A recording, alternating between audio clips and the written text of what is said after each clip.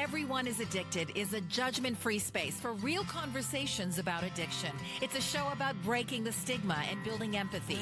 Everyone is Addicted, Mondays at 11 p.m. What's going on, everybody? This is the host of Recover Out Loud podcast, Sean Young. Before we dive in, I want to be clear. I'm not a medical professional. I'm not here to diagnose or treat.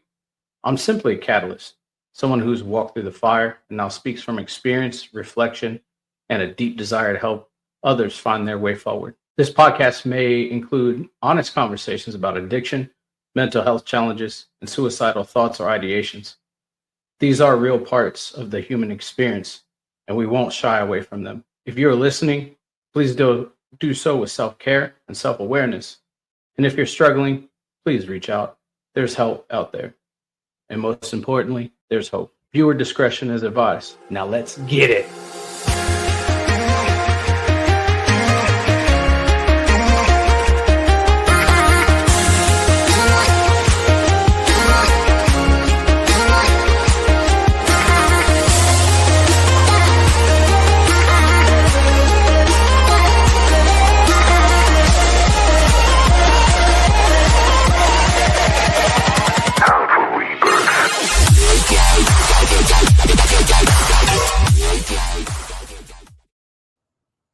What's going on, everybody? Welcome to Recover Out Loud, episode number 109. Today, we got an awesome guest, Jonathon Scott. How you doing, brother? I'm doing well. How you doing? Man, I can't complain. It's good for a Monday. We're recording on a Monday. Normally, Mondays are shitty, but today is not bad.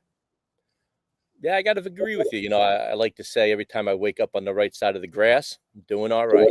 Yep. As long as I'm 10 toes up, I'm good. Yeah, I agree. 100%. So, like I said, I appreciate you giving me this platform, your platform, to kind of share my story. Hopefully, I inspire some people out there with my story to show that you can make that turnaround. Absolutely. So, Jonathon, would you like to give a formal introduction of yourself? Yeah, my name's Jonathon Scott. I'm in the Northeast. I'm out on Long Island in New York, and 47 years old, father, 3 kids, got a 9-pound dog that runs around my yard. Been married for 20 years. And I was first diagnosed with a mental health issue at the age of 4. Kind of let that go until I was 43. Had a lot of stuff happen in between there. 43, I had a scary moment. Started getting the help I needed. And then last August, about a year ago, I was sent away for a month across country. Got to spend 30 days in a wonderful Sierra Tucson down in Arizona, which kind of changed my life. That's a story I'll get into later on, but it changed my life. And here I am today as a public speaker. I do a podcast, not as often as I would like now because I'm kind of busy, writing a memoir, do daily affirmations on some of the socials, and just spending time taking care of myself and getting out there and trying to spread the word as much as I can. Absolutely. And right off the bat, I want to say thank you for all the advocacy work you do, man. It's very important. It's very important. And the consistency of being out there. I know sometimes our brains can get in the way and say, well, let it go today. But being consistent, especially in like our journey in recovery, is very important. Yeah, it's funny. I spent probably the last 17 years in a deep depression, minus this one, so 17 before. And my question when I sat on the couch, whether I was taking part in therapy or just sending some BS lines, was why me? Why me? And am I a tortured soul? I got the answer to the tortured soul when I came back from Sierra Tucson. I looked at my therapist and I asked her, I said, I'm a tortured soul. And she looked at me and she said, you absolutely are a tortured soul, which I had known, but it kind of just reconfirmed that I wasn't thinking that without any real tangible, things to hold on to. And the other thing was, why me, Sean? And I always questioned that. I think I'm a good guy. I try to do my best. I return my shopping carts at the food store, and I just couldn't understand the grasp and the levity that it had me entrenched. I'm sorry. But, I found my why. And, I really found that my why is to kind of spread my word. I wear a shirt and I don't have it on now, but it says vulnerable alpha male. I also have them that say vulnerable alpha female. And I got it for myself. And I've sent about 8 or 9, 10 out because people will see me in them and they'll ask me and they want to wear them. But I really feel that as a vulnerable alpha male, who has struggled so much, I don't want to say it's a right, but I have a job that needs to be done like you. We need to spread the word. And, it's funny, people will ask me, well, and you go on podcasts with other people who talk about the same thing. Do you look at us as like competitors? And my first answer is absolutely not. We are a community. Like, I don't know where you're coming from, Sean, right now, but we need people around this country, in every city and every state to kind of speak, whether it's drug addiction, mental health, alcoholism, to kind of spread the word. And I don't think there can ever be too many people pushing the topic. So, when you put that up and we met, I was so excited to come on. Absolutely, absolutely. And you hit on a lot of good things. I've very often asked myself, why me? Like the fucking things I've been through, like why me? And much like you, I got the answer, but it wasn't an answer I wanted.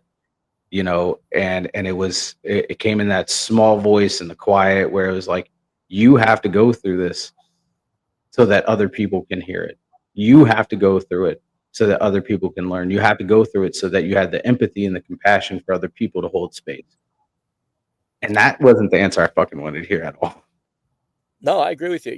It's funny. When I came back, I started this platform and I named it Moderate to Severe. And people ask me, why did you name it Moderate to Severe? And it has mountains in the background and it's green and yellow. And it's a great logo that my guy from Fiverr created, but I'll pitch him later. But, the Moderate to Severe to me, it's this.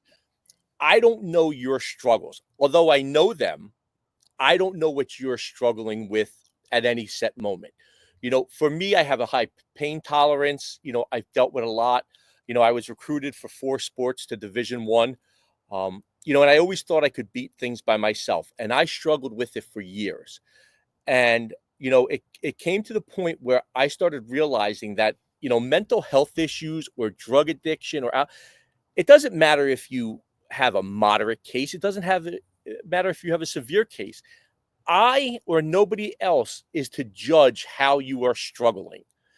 I would never look at somebody and say, wow, that's not really bad depression. You should have my depression.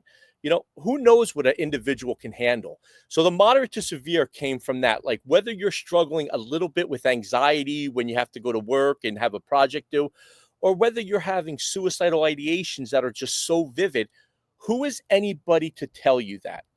The mountains kind of represent the highs and the lows because we all get there and we always want to be at the top, but we always know if we keep walking, at any moment that floor can drop out, and the last reason that I really got into this, now my wife is a clinical social worker and, she's my guardian angel. And I tell people that all the time. I'm actually writing a memoir and the last chapter is called The Guardian Angel and it's about my wife. But she always saw it coming. She knew me and she saw it coming. And my biggest thing with my wife and all my providers, because I have a big team, I am like, Jerry Maguire. I have us people all around me. But whenever I was told, you got to get up and work out, you have to do this, I had to explain to them that you don't know what I am. Like, I would love to get out of bed. I would love to get out of this couch, but I can't. And they were always like, what do you mean you can't? And, there was just one time, and I talk about it when, I give some of my talks. My best friend came over. He married my wife's best friend. So, that's kind of the things you dream of as little girls, I guess. And it was like 4 days after Christmas, Strong. And I laid on the couch and my dishwasher had broken. And I bought a new one and it was sitting in the room I'm staring at now through my glass door. And my buddy put it in. Took him like 2.5, and I could not get out of the couch to help him. I stared at him. I didn't even ask him if he needed help. I just laid on that couch with my kids running around and his kids running around. And, looking back on it now, you really start seeing the depths of how low you really are at times. but I kind of use that all as motivation now when I'm talking to people. And, you know, I usually tell about 3 or 4 stories when I give my talks, my keynotes, and I also talk about ways to get out of it, things you could do to maintain that safe space. And it's funny because people will come up to me and they'll say, this resonated. And it's never the same thing. It's always like some piece that'll go with people. And that's how I kind of got into the memoir aspect. Is when I was in Sierra Tucson, I had a buddy from Alaska, Big Eric, and he was like, you got to write poetry. And I was like, bro, I've never written a poem in my life. I think I skipped that in high school and was sick. He's like, just write it. And I ended up writing it, and I wrote about 70 of them. And it was extremely cathartic. And I happened to put one up on one of those Facebook, poetry groups, and people loved it. And they're like, why didn't you get published? So, I'm getting ahead of myself with my story, but I ended up finding an editor, and she was like, your poetry is good. But I had sent her like a 5-page memoir write-up of like one story. And she was like, you need to write a memoir. And I'm like, what are you talking about? Nobody wants to hear my stories of growing up and as adulthood. And she's like, you're wrong. She's like, I read it to 2 people, and all 3 of us, it resonated with tremendously. And so now I'm writing a memoir. But, these are things that I was never open to, Sean. And I'm sure you could relate to this in some way when you're struggling. When you're struggling, it is about survival, and how you're going to make it to the next day and how you're going to keep on that road. And for me now, although sometimes I have little off days and things like that, for me right now, I am able to do so much. I mean, I'm dreaming, man. I never dreamed before in my life. I'm going after things. So, the story to get here is a good one, which I'll tell you. But, just being able to get here on the mic with you and your listeners and talk about this, it's really, I guess it's a great story because that's what people tell me. I just considered it survival. Absolutely, it's a journey. It's a journey. And you had mentioned how you don't really uh, how you don't judge people on their journey and what they've been through. And I find myself doing the same thing. I can't tell you how many times. I'm a U.S. Army vet, combat vet, been deployed 4 times, and like I've had people come up to me and they're like, "I got PTSD, but it's not as bad as yours." And I'm like, I'm literally stop them dead in their track. I'm like, stop. You are discrediting yourself. You're discrediting what you've been through, right? Don't do that. Don't discredit because of me, right? Like my trauma is mine alone, and yours is yours alone. Just like my depression is mine alone, and yours is yours alone, right? Like we all go through stuff, and it takes us to a point where we have to stop trying to compare because comparison's the thief of joy. Also, you mentioned about like, having a hard time getting up off the couch, to help your friend, man. Like very recently, and depression comes in waves sometimes, and like sometimes we'll have great days, other days it's like you couldn't peel me off the couch with a spatula, you know.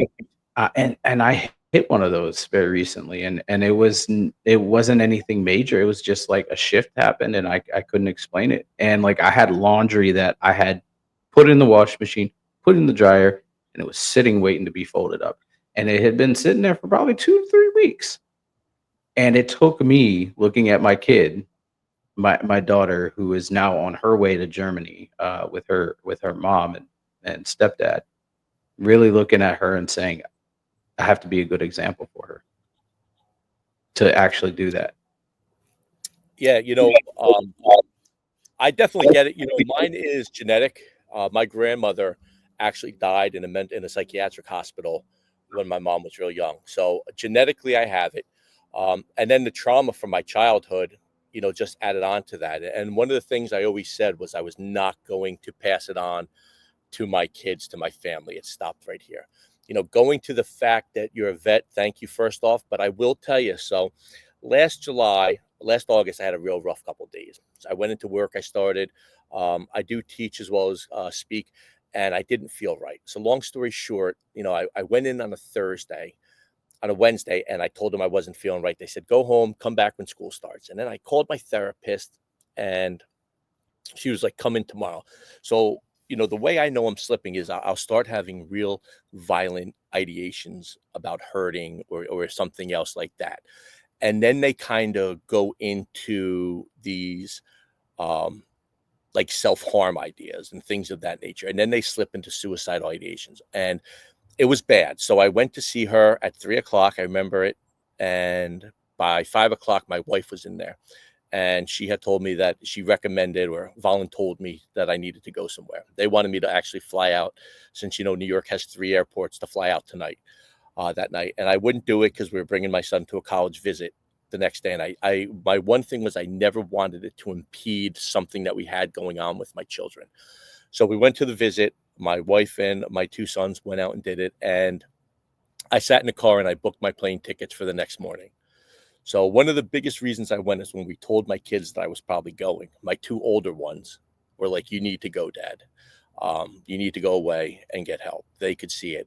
My youngest one, we told that I dip a lot, and we told him I was going away to stop dipping. So I had to give that up. But when you said, I saw it when you said the thing about the vets. When I got down there, they have a lodge in Sierra Tucson called Crescent Moon. Crescent Moon is for veterans and LEO. And I got put into that. Now, I never went. I tried to go to the Marines after 9/11. They wouldn't take me because of my shoulders. Um, so I never got in. I tried to, I thought about going state police up here in the Northeast, but I didn't think I'd ever pass the test. So I sat with these guys and and women, I'm sorry. The closest one I was like a 5'3" sheriff from Wyoming. She was a badass, but she was great. Um, and they all were great, but they would sit there at night after everything was done, after, the therapy and the classes and the massage, and they would just talk so openly about what they were going through in their life and things of that nature. And then I started opening up, and I by nature am a very outgoing, funny, you know, sarcastic, wise guy. And I felt like that back down there again. And when I was getting ready to leave after my 30 days, everybody was like, "I wish I lived by you. I wish we were friends at home. You're so much fun to be around." And I looked at them, I was like, "Guys, I'm nothing like this." And they're like, "What do you mean?" I'm like, I'm introverted. I like to be alone. Um, I don't do this down there. I don't feel comfortable. And some of the guys were like, "Dude, you just got to be you." And I came home and there was a girl I went to high school with, and we got our phones for like an hour a day, 2 hours a day. And I would see her on Facebook putting these like, very like, testimonials and these affirmations. And they kind of got me through the day sometimes, just like, she can do it. Now, she started a podcast because she was a triple negative breast cancer survivor. And I'm like, man, if she could do it. So I called her when I got home. And she was like, "You should do a podcast." And I'm like, I told her my story, and she was like, "I never knew," which everybody always says they never knew somebody has depression and anxiety and stress. And you tell them, "Well, that's because I didn't want you to know." Like, if I wanted you to know, I would have told you. But we cover it so well. Like, we are such great actors and actresses. And she kind of pushed it. And I told her, I'll do a podcast just to get her quiet. And she called me like 3 days later and she was like, "Did you do it?" I was like, "No, I'm not doing it." So long story short, I ended up doing one. And at first my tagline was masculinity and mental health. And I had brought that up one time, and the emails and messages and texts I got back from women saying, "We're married to men, we have sons, we have boyfriends, we have brothers. You need to open this up to everybody. It's an everybody problem."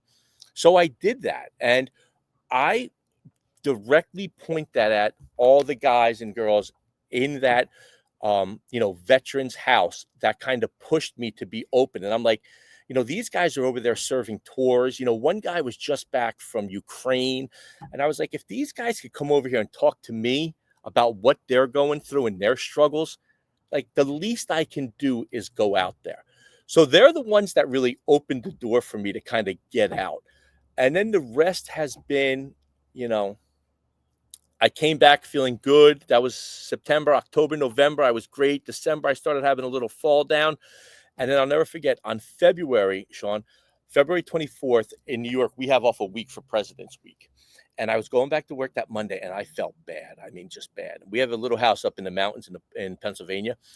And I drove right by my job, texted in I wasn't coming in, and sat there and cried at the table for 3 hours.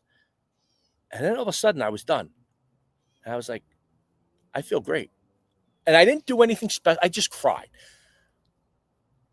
And I got home and I drove home and I felt really good ever since. And listen, are there rough days? There are, but is there that string of them? No.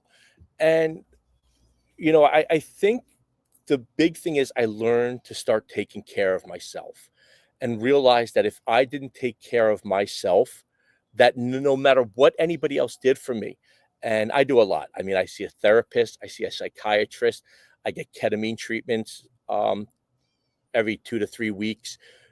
I do a lot. So if I'm going to take all that help finally, which I finally took after decades, then, the least I can do is take care of myself. Absolutely, absolutely. Taking care of yourself is huge. Um, I was in the same boat. I took care of everybody else. Did every, I didn't care about myself, and I got really, really sick, like physically, mentally, emotionally, spiritually sick, and it it took somebody to say, "Hey, man, look, you're not okay." For me to be like, you might be right. So let's dive into your story, man, because we've been tiptoeing around the bush here. So you mentioned that you were diagnosed with a mental health disorder at 4. Let's talk about that. All right. So at 4, I was diagnosed with ADHD. At 4, I was put on Ritalin. I was on Ritalin for about 3 days, 4 days, and my mom said I pretty much sat in the corner of the house with a bucket on my head. Now, then I was put on the Feingold diet. Feingold diet was like an all healthy, eat clean. And knowing my house, that probably lasted like a week. So what happens was I went through all those years of schooling. I never did anything, I had a lot of trouble, in school, not, kind of behavioral wise. I wasn't mean, but I didn't listen. I did what I wanted to. I was funny. Everybody liked me. Sometimes I may have been too sarcastic with people and hurt their feelings. And looking back now, I started having panic and anxiety attacks in school. I didn't know what it was. You didn't talk about them. I remember going to the bathroom and feeling like my chest was collapsing and I thought I was going to die. And, those things rolled into college where, I would sit in my class and wonder if there was going to be like a nuclear holocaust outside, like all the trees were going to be gone, except this one real vivid one I had in my mind where it was like up and there was a couple like shards of trees. And, the first person, ironically, who told me to go see somebody was my college football coach. He was pretty much, he knew that I was highly aggressive on the field and very, outspoken and didn't mince words. And, he pulled me into his office one day and he was like, you should go see somebody here to talk to. And I was like, about what? And he's like, I'm going to set you up with, I don't think it was even called a mental health clinic then. He's like, I'm going to set you up with a social worker just to go talk to him. I think I went to 1 or 2 of them and I was like, I'm not doing this. So, I dealt with that and anxiety and panic and, the depression started about 18, 19 years ago. And, the same thing. When I did go to school in Tucson and they did diagnose me, with anxiety, ADHD, OCD, an eating disorder, bipolar, mood disorder, and anger management. Now, I don't have that anger management, I think that, but when I got hurt playing football in college, I had no outlet. And my whole life, my outlet had been my athletics. I used athletics to get out of the town I grew up in. I used it to get to college, the first one in my family to ever graduate from college. So I used that to my advantage. And then when I was done, it was like the snap of the finger, my career was done. Um, and I had no outlet. And, that turned into me becoming more explosive, you know, not in a physical sense, because I was always big, big for back then. I was 6'2", 275. So I was a big dude, but more in the like just the you know the voice, and you could see I was getting angry. But those things are things that I never really treated, and people tried to get me help, but I always beat things by myself. And I never looked for help and I never took help. So for me, the first 10 to 15 years of actual therapy was pretty much me just sitting on the couch, listening to things and not really listening to them, like listening to them, like, I'm here, I understand you, but I'm, And I struggled. I struggled tremendously. And I was just so stubborn and refused to give in to the help that, my wife will say, like, you gave up 15, 16 good years because you didn't want the help. Like, if you would have just conceded earlier and been like, help me, I'm not going to beat this on my own. But I didn't, and that's one of the things I looked at. Going back to when I said 4 years ago, I did DBT training and therapy out here on Long Island at a great place. And when I went in there, I was about 43 years old, 42 years old. And everybody in there was like between the ages of like 18 to 22. And I was like so proud of them.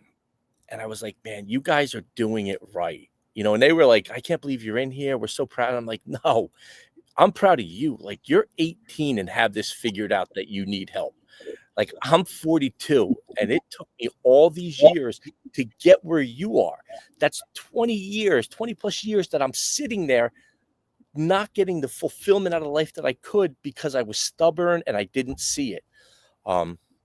So yeah, I mean, there are so many stories and so many of this and that, but I like I said earlier, it just comes from like your struggles are your struggles, like, and you have to deal with them.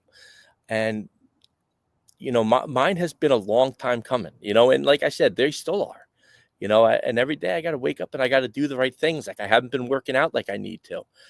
And, my wife reminds me, she's like, you got to go. I had a therapist appointment today from 1:15 to 2 o'clock. I actually got off with her and said, I got to go. I have a podcast to do. And she knows where I'm at with that. But like, you need to put yourself first. And I think for a lot of people, we forget that, like like my ideations were so horrific that, my wife has asked, well, what are they? And my therapist will be like, it'll do her no good and nobody else to know the thoughts that come through your mind because they are just that awful.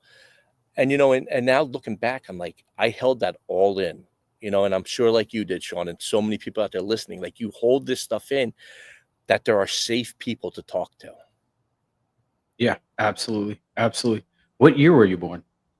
77. Okay. Yeah, I was asking for a specific reason. It makes sense why the anxiety, and you talk, when you're in school and you were talking about like nuclear stuff, and because you were alive during the height of the Cold War. Yeah. Yeah. I mean, that makes a lot of sense. Yeah. It always has been. I am an extremist. I used to be. So I would think of the worst situation possible and manifest it in my mind to actually coming to grips with it. Like, this is what's going to happen. Like, living out on Long Island for the first, 15 so years, I had plans to get off the island. I had a bug out bag and my wife found it and she was like, what are you doing with this? And I was just always waiting for the other shoe to drop. And I think that's something, Sean, that a lot of people who suffer from, the mental health issues is that they're always waiting for the other shoe to drop. Like, you never really get that chance to feel great because you're like just waiting for something to happen. Like, it's coming. And like, even like 4 years ago when I started that, I always was waiting for something else to happen. I don't wait anymore, because I know in my head that someday something will come along, and it doesn't have to be like, it could be a little anxiety, or I could be stressed, or maybe I'm depressed and sad about something, but it doesn't have to mean that I am going to cycle. Because when I cycle, I could be at the top of the mountain right now talking to you and get off the podcast and in 3 hours be at my lowest low. I mean, I go very fast, but I don't think like that. It doesn't do me any good. It's not healthy. And the bottom line is, I could go months or even a year without feeling bad. But why am I concentrating on that one moment? Like, why can't I enjoy what's going on right now? A lot of things I'll talk to people about is the fact that I try not to think ahead of today. Even when we talked about scheduling this podcast, I have my calendar right here. I bring it with me everywhere. Like, I don't know. Like, you could ask me tomorrow, what are you doing? And I'll be like, I got to drive south. I don't know what time we're leaving. I don't know what car we're taking. I know who, but I don't worry. It's not a pressing right now. And for me, it's kind of evolved into living in this moment and, enjoying every minute of it. And I think that's something that people who suffer don't really get, and once you start seeking out the help, you start realizing like, hey, that good hour can roll into a good 2 hours. That half a day, why can't I have a good night? And that's the way you start thinking. And when you start putting them together day after day after day, but know in the back of your head, something may happen, but it doesn't have to be at the forefront. I think you start understanding like, man, this life that we're granted could really be awesome. And that's what I'm just trying to get out there and spread that, let's not define you, because if we're going to define me, I mean, I have 7 or 8 comorbidities. I take medication for like 5 or 6. So I take a lot of meds, but at the end of the day, was it a good day? And I mean, bad things can happen. Like I could get a flat tire, but is that a bad day in the big realm of things? Like we're talking big picture here, people. Like, what do you consider a bad day? Yeah, absolutely. I agree with you. Now, here's a tough question. Being a native of Long Island, how did 9/11 affect you? Okay, so I'm actually a Jersey boy. I'm a Jersey Shore guy. So I've been out here for 20 years, but it's still the same. We're the same distance from Manhattan. So on 9/11, I was actually doing observations for teaching. And I was sitting in a Spanish class that it was new at the time. It was getting, I don't even want to know, it was getting screened from another high school in the district to the high school we were at. So 2 girls ran in late and were like, a plane just hit the World Trade Center. So in my head, I'm thinking a Cessna, something small. So, we don't do anything. And then, within like 15 minutes, back in the time, we didn't have phones in all the classrooms. So they would come over the loudspeaker and start calling people out. And it was a kid, and it was another. And then it just started being like numerous. So I walked to the library where the security guards were at the time. Jimmy and Richie, great guys, if you ever go to Freehold. But I walk in there and they're watching it on TV and they're like, Jonathan, these are airliners. Like this is so for me living there, I think that kind of is what started when I moved out onto Long Island. So I left and went to the shore where I was living and I could see the smoke billowing from the towers. I tried to go donate blood and they pretty much told me, like they're not even looking for blood. It is a recovery issue. One of the things I don't like going into the city, being on Long Island, in order to get anywhere, we have to take, the tunnels or the bridges. And for years of mine, I always would think like, what would I happen if it went off? What would happen if they, when the whole thing happened with Iran and they start talking about sleeper cells, I started letting myself slip like, what happens if, and ironically, that first night I was coming back from Pennsylvania and it was the first time in like 10 years they sent me through the Midtown Tunnel and the Lincoln Tunnel. And I was like, you got to be joking me. But you know what? It comes to this idea that you cannot control that. You cannot control the uncontrollables, and I'll give you an example. So for 9/11 effect, yes, I don't like big cities. I don't like crowds. So that kind of has affected me. I'm very much more alert everywhere I go, especially if I'm in the city. I am very keen on things. But it kind of has led me to, this whole idea of catastrophizing everything. So I started, like I said earlier, I dream now and things of that nature. And I am a keynote speaker and just getting started. And I've spoken at Amazon and speaking to a Division 1. And, things are going really well for me now. And I had my stomach stapled about 2 years ago. And all of a sudden I wasn't eating as much. Now I know that could be from the medication. I know that could be from getting older and my metabolism slowing down. But I had convinced myself that I had stomach cancer. And once you have anxiety and you start to convince yourself of something, getting away from it is, you can't do it. What I mean? Like it's just in the forefront of your mind. So I actually did go get an endoscopy and I was fine. But my therapist actually said to me, and what if you do? So what do you mean? She goes, what if you do have stomach cancer? I said, there's nothing I can do. She's like, why are you worrying about it? She's like, why are you worrying about things that are out of your control? And I think that's another thing why therapy is so important, is because things that come up, there is help for you out there. Like, I didn't think of it like that. I only thought of, if I do have it, I'm going to die. My whole thing is, I'm finally making good in my life, like helping other people. And now I'm not going to be able to spread my word, and kind of like, if she would have told me after 9/11, like, if a bomb does go off in Manhattan, what are you going to do? And the truth is nothing. There's nothing I'm going to do. So, 9/11, it, it's just a hard day, and I think it gets harder because now we have to explain it to everyone, because, you're looking at that was 2000, it was 24 years ago. I mean, I remember it like it was 10 minutes ago. I remember where I was. I remember the day spelled. I remember everything. And now you'll have the kids come into class and we'll talk about it. And they'll be like, Mr. Scott, do you remember 9/11? And I look at them, I'm like, are you serious? But they don't know. They only heard the stories and things of that nature. But, I think, it did make me more aware of my surroundings, definitely. It did make me look for, like, I think it put me on a route of looking for alternative ways to get out of places, to do things. I just think it made me more cognizant of my surroundings. I think when we're younger and before something like that happens, you don't think about things like that. You're naive. But definitely being up here in the Northeast, I think it's not only me, but I think there is a heightened alert, of your surroundings. I really do. I'm going to move my seat because the sun is in my eyes. I apologize. No, For the movement. no, and I absolutely agree with you. I understand. I can relate to that. I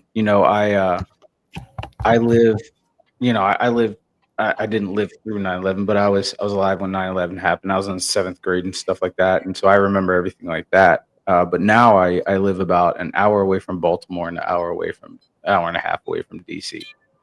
And I have very recently been in DC, like with the climate the way that it is and all that stuff. And I have found myself on high alert, just going there. Even in Arlington, right? Like I went to Arlington this past week and I found myself at high alert, just like looking around, watching, not the whole veteran sense, just, you know, keeping your eyes and your heads on a swivel, but I can't do anything. It's out of my control. And so really learning how to accept the things that you can't control is the biggest hurdle, I guess, for a lot of people that suffer with the mental health disorders is like, what can you control out of this scenario? How you react. That's about it.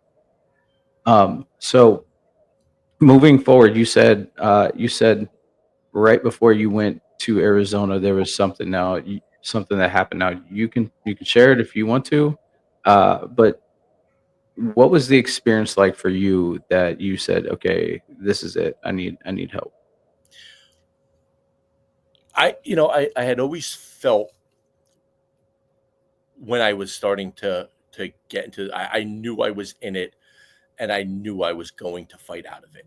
Um, that I have what I call in my speech, my rock and my anchors.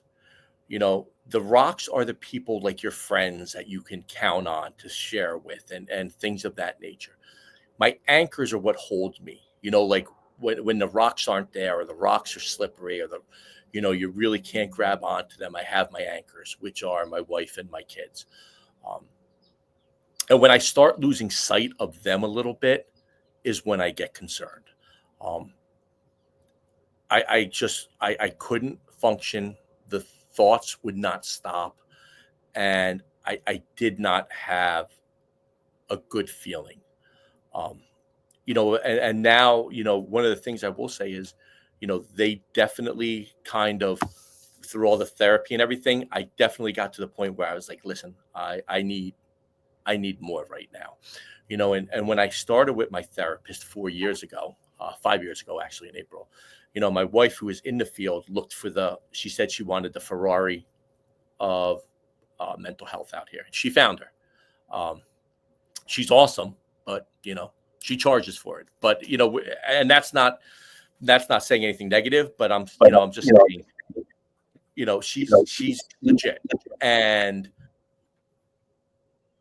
my wife asked her, she's like, is he over your head right now? And I think it was the first time that she was like, yeah, I'm concerned for him. And that's why I knew I had to go. I like I said, my kids and my wife mean the absolute world to me, and I just want to be here for them.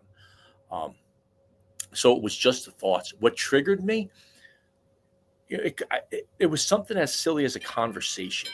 I had a conversation with somebody, and that could have triggered me a little bit, but I was unable to stop it. And, when I talk about the strategies and I talk about exercising and I talk about being mindful and I talk about this idea of closing your circle, keeping in the people who support you and are there for you and are trustworthy and want to see you succeed. When I talk about closing the circle, I have those people which allow me to kind of realize that I needed to get out there and get the help. A funny story about that was I've been friends with two guys, one guy since I was in kindergarten, another guy since I was in fifth grade. And they're like brothers to me. They are law enforcement in Jersey. And one of them called me like 3 days after I got back. And we were just talking. He's like, I got to apologize. Like, for what? He's like, I never knew. I said, what are you apologizing for? Like I said earlier, I was like, I didn't want you to know. He's like, dude, we are like brothers. He's like, and I just thought you were like tired or cranky. He's like, I never knew how bad you struggled. He's like, I found out a week and a half ago where you were. He was like, and I didn't know what to say to you. And I think that says something, like here we are trying to get help and helping people, but, we also have to let people know that people may not know, and one of the things I talk to people about is if someone asks how you're doing, you don't have to spill your guts, but if it's somebody close or somebody you trust, tell them you're struggling. Let them know that you need someone to talk to. It's weird because when I was sitting down there in Sierra Tucson and I was talking to we called him Uncle Ruben, and, he was an Army vet, and, we were just talking about he would tell you anything and he would share things with you. And I'm like, it is so weird that I'm sharing things with these guys and these ladies that I met 2 weeks ago that I would never share with my closest friends. And then I started thinking, like my wife will go to a coffee or go get dinner with a girlfriend or someone, and they'll talk and they'll explain what's going on in their lives. But, I could never call you, Sean, and be like, well, not now I could, but I could never call you and be like, hey, Sean, come to the bar. I want to talk to you about my emotions and things like that. You'd be like, what the hell are you talking about, dude? Just come over. We'll have a couple. But I think that's the conversation that needs to change, and I think that is, my point for coming on the podcast and for going around and speaking and, for doing the daily affirmations is the fact that it's okay. If I didn't know anybody and they told me, I'm really struggling today, I'd be like, listen, dude, there's help out there, and you'll be surprised how many people there are. I do this thing in my speech where I pretty much start off with the corporations and I'll tell them worldwide 12 billion days a year are lost due to mental health issues. 12 billion.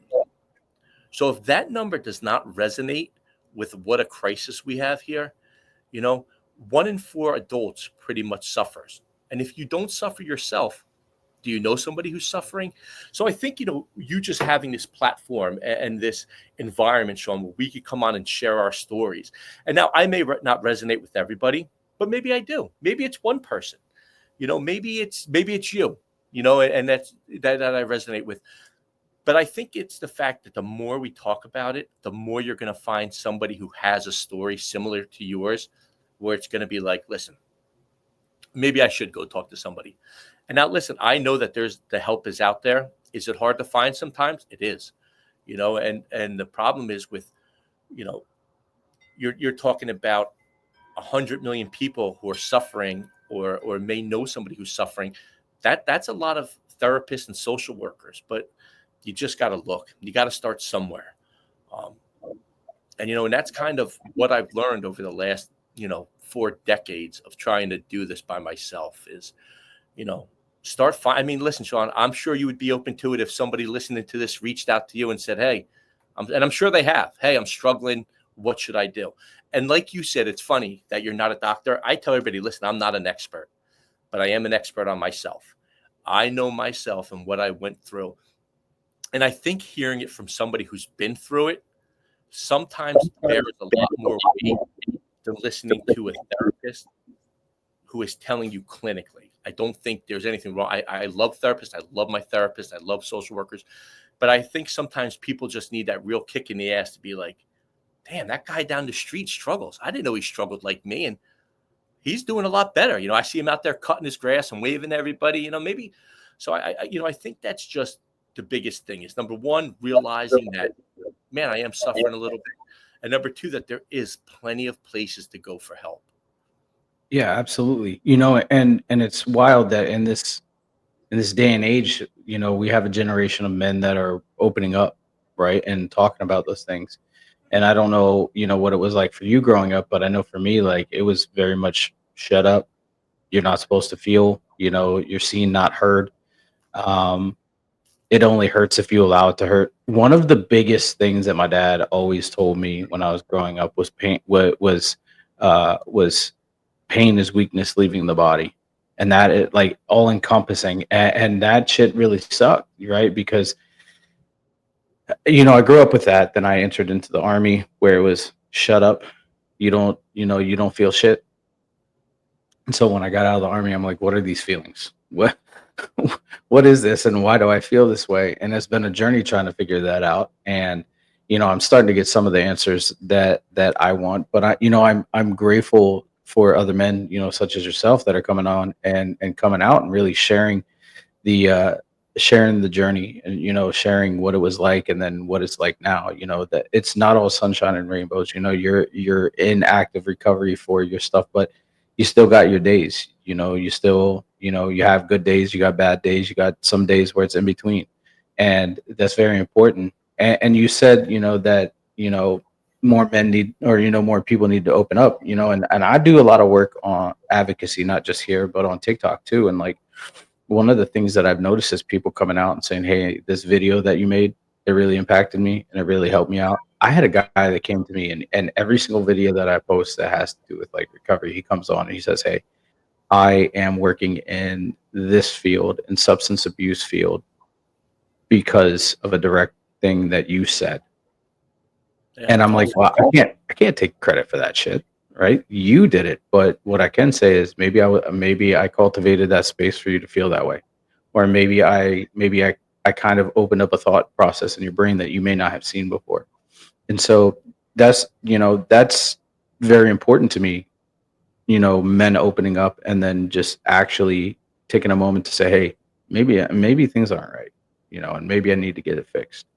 So what's life like for you now? Listen, life is good.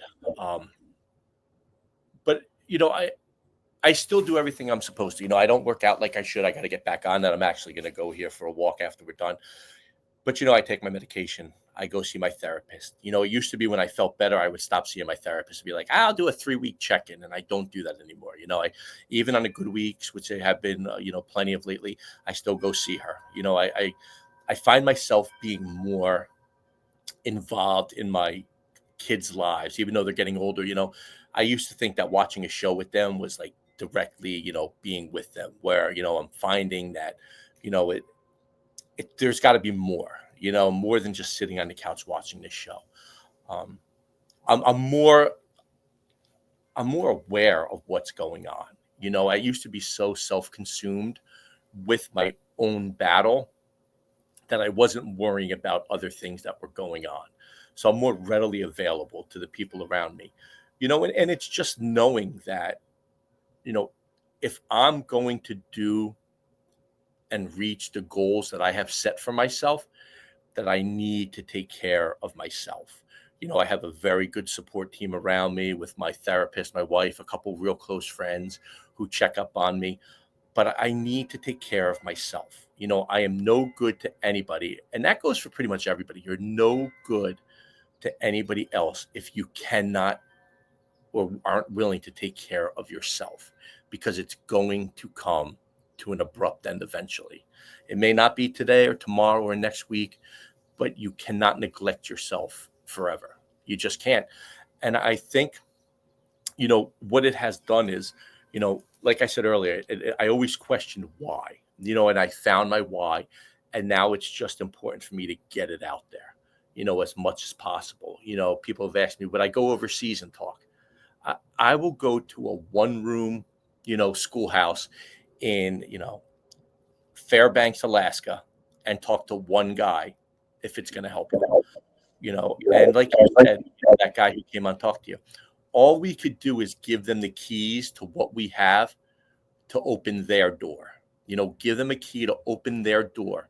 I do TikTok because my kids were like, you got to do TikTok. So I go on there. It's moderate to severe, shameless plug. But every day I do them. And every day, it's getting bigger and bigger. I started out with like 50 views and I went to 100. Now I'm up every day between 800 and 1,000. And my daughter's like, you're really catching on. She's like, you got 10% likes. And I'm like, is that big? She's like, yeah. She's like, if 10% of the people are watching your video all the way through and liking it, like you're hitting with some people, and I'm getting saves. But I don't think I'm not telling them anything they don't know. I think what we're doing is kind of reiterating what they know and are saying, well, if they're doing it and I know I should be and they're feeling this way, maybe it'll help me. And I think people watching your podcast, Sean, are the same way, whether it's drug abuse and alcohol abuse. And, a lot of times they'll say that drug abuse and alcohol abuse does stem from the fact of mental health trauma, but that's a whole nother story. But we're just providing that platform and they could jump off it any way they want. Do they want to take it and run with it? Do they want to put it on the back burner and kind of let it simmer there until they're ready? But all we can do is continue to be there for them, every day. I had somebody reach out to me a month and a half ago, told me a story. He was struggling. Can we get on a phone call? And then the phone call never came. And I reached out to him, but the door's always open. It's not like you or I would get aggravated if somebody called us today and said, I want to talk, but don't call you for 3 months. Like they have to do it when they're ready, just like I did it when I was ready and you did it when you were ready. We can be there and show them what life can be like, but they have to be ready to take that dive in. Absolutely. Absolutely. Now here's the fun part of the conversation.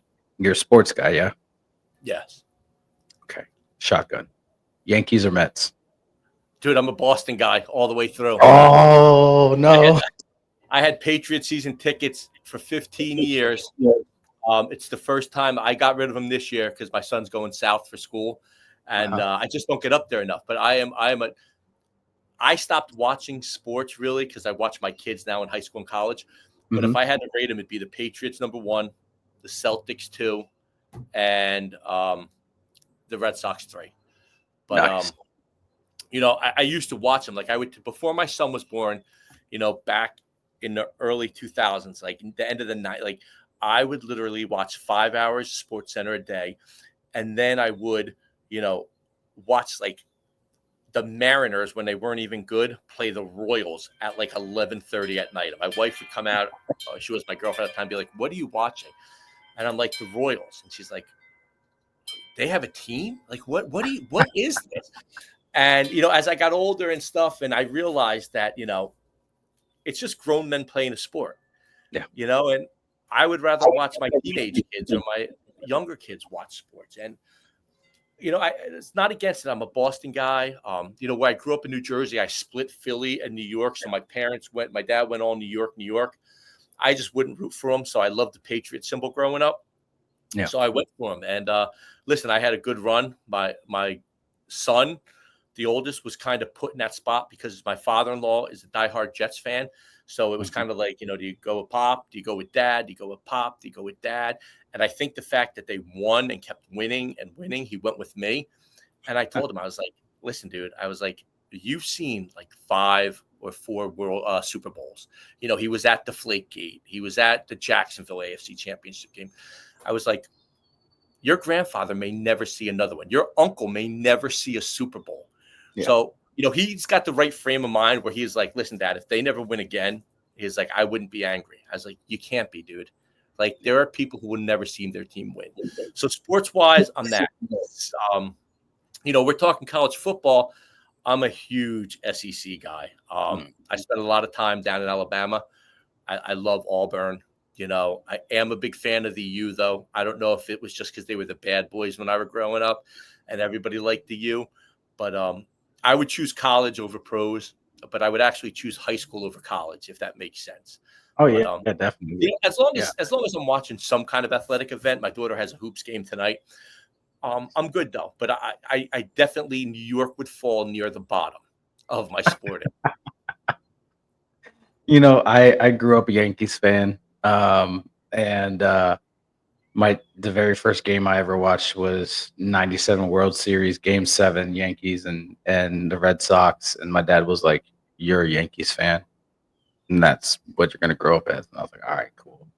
So yeah, I grew up with them, but actually, it's crazy that you say Red Sox because a few episodes ago I recorded with a guy that used to pitch for the Red Sox. Okay. And Michael Big Gary, good guy. But he yeah, I really wanted to troll him, and when he came on I wanted to be wearing a Yankees hat. Just to mess with him a little bit. Dude, I'll tell you I'll tell you a funny story. So, one of the ladies I work with, she's retired now, but she's great, and she was a huge Yankee fan. I'm a huge Red Sox fan. So we go to Yankee Stadium. It's an afternoon game. They're playing the Sox, and we're sitting on the bleachers right behind the Yankee bullpen, the Red Sox bullpen. And this guy in a Yankee shirt is going out, and I cannot think of the name right now. I would know it if I looked him up in a minute because he was there when they won the World Series and everything. And he's going after the guy, the Red Sox. And the guy, deadpan, stopped pitching, stepped off the mound and looked and goes, "Dude, I'm a major league pitcher. You're wearing a Yankee shirt with no sleeves." He's like, "We are not the same." And just went back on the mound and started pitching. I thought it was the greatest thing I ever heard. He was so deadpan and so matter of fact. And I was like, he's right. Like, you are pitching for the Red Sox in Yankee Stadium, and this guy has sleeves cut off his shirt and is yelling at you. And I was like, that is a great comeback. And then I just went back and sat in my seat and laughed the whole time. I don't even know who won the game, but it was great. That's awesome. That's awesome. Yeah, I I don't watch football anymore. I haven't actively watched a major league game in like so long. I like hockey. I enjoy hockey just for the fights. I go You for know. the Islanders just because my father-in-law's, and I was like, listen, I got to give my kids something that he likes. So my Yeah. kids are Islanders fans, but they're bad. But that just allows me to buy tickets for $6 and treat the Yeah. family and be like, "Oh, we're all going to the Islanders game," and I'm like, "It was $30. That's fantastic." Yeah. Yeah. For me, the only form of sports that I really like, depending on how you look at it, is like WWE. I love professional wrestling. That's my thing. Um, I find more enjoyment out of that getting lost for 3 hours watching an episode of Monday Night Raw than I do watching a whole afternoon of football. Yeah, listen, we went to Zach Bryan the other night Mm. at the Meadowlands. I call it the Meadowlands, it's MetLife now. And my youngest guy's 11. And, before the show, they were putting ads up for upcoming stuff. And he's like, "Dad." I was like, "What?" And he nods his head. He's like, "SummerSlam." And I got one more story. I'll tell you. I got a bunch of them. But my buddies are troopers, and they were working detail on WrestleMania. I forget. It was the one where The Undertaker won again. Yeah. And at Giant Stadium, they kind of have these 12-foot fences that they have up between the stadium and the parking lot so that you don't see the players. They can walk to their car. Well, for SummerSlam, for some reason, they didn't, or WrestleMania, they didn't have them up. They had like the little barricades that they put when you're having, like a carnival or a parade.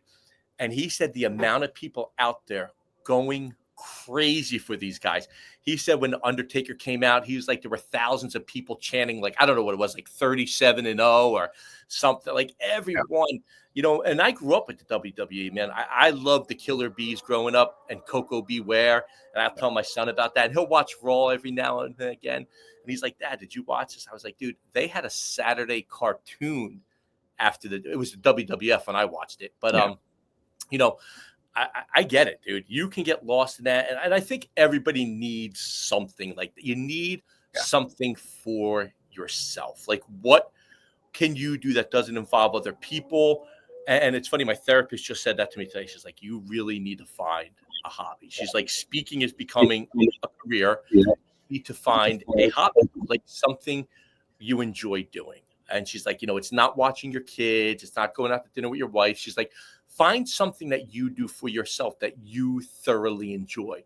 So, that's going to be that's my homework for the next couple of days, is to try to find something that I thoroughly enjoy doing. Like I like being out in nature and that, but I'm going to work on that this week, Sean, because I think we all need something to work on, and mine's going to be find something I enjoy. That's awesome. Yeah, I went to WrestleMania when it was in Philly this last time, and it was so cold. 2 nights, just sweeping winds through the Eagles Stadium. That was terrible. And they're crazy. The Philadelphia crowds are out of their minds. Oh God, yeah, absolutely. But one last thing before I ask you my final question is, I will be up at MetLife at the end of August. Going to go see System of a Down and Korn. So I saw that show up there. Whoo. Yeah, I'm super excited. Dude, you keep hitting everything. So my wife and I got engaged in 2002, I think it was, and we went cross country. We never had an argument to Arizona. And what I did when we got to Arizona, because I don't know what it was, something bad, like where we were going to stop to eat. I put on Systems of a Down. Dude, I don't know if that helped the fight or hurt the fight, but I will tell you what, if she heard Sugar one more time, I think she was going to get out and walk from the desert. But I did see the Systems of the Down, and I actually looked at her and said, "Do you want to go see it?" And I think she gave me one of the side eyes and just kept walking. But listen, that's going to be a great show. Yeah. So just, get there early, park by an exit, dude. Park by an exit. No matter if you walk, do not get caught in that traffic. Absolutely. Nope. I don't plan to. So I asked this of all of my guests before we close the show out. And I'm going to ask you, what are 3 things you are grateful for today? I'm grateful for my family. I am extremely grateful for my family. And I'm not just including my wife and kids, but, that core group of family and friends that I have that have always stuck by me and believed in me. I'm extremely thankful for my providers. I call them the dream team. They know who they are if they ever listen to this. I'm, without them, I don't know where I would be. Same with my wife and kids. And then I'm thankful for the opportunity that I don't know if you're a God-fearing man. I never was because of what I dealt with, but I had a couple things that have kind of pushed me in that direction. I'm thankful for being given. I think I'm one of the chosen one like you who are put here to spread a message. I really believe that. I think there is extreme power in what we are doing. And those are the 3 things I'm thankful for. Like every time I help someone or someone comes up and tells me that I helped them, that feeling is so undescribable, because that things that could have happened could be very bad if people don't go out there and get the help. So, it's family, friends, and my providers, and the ability that I believe you and I were like gifted with. Like, you kind of passed the test. Now go on and tell people what it can be. Those are the 3 things I'm really thankful for. Absolutely. I couldn't agree more. Jonathan, I want to take a moment and say thank you for being on the show. Thank you for sharing your experience. Thank you for being raw and vulnerable. This is very important, especially in this day and age. And I want to thank you for just taking a little bit of time out of your day to spend with me. It's been awesome. Yeah, dude, it's been awesome. And listen, if I get up there to the Systems of the Down, I don't know what's going on that day, but I will shoot you a text and maybe we'll meet up somewhere. But you're going to have a great time up there, dude. Awesome. Have a great time. And I really appreciate you giving me this opportunity. Absolutely. Thank you. Thanks, man. And everybody, I want to say thank you for being here. Thank you for spending a little bit of time with us. And just remember, be kind to yourself, be gracious to yourself, and love yourself. You are loved, you are worthy, and you are worth it. Have a nice day.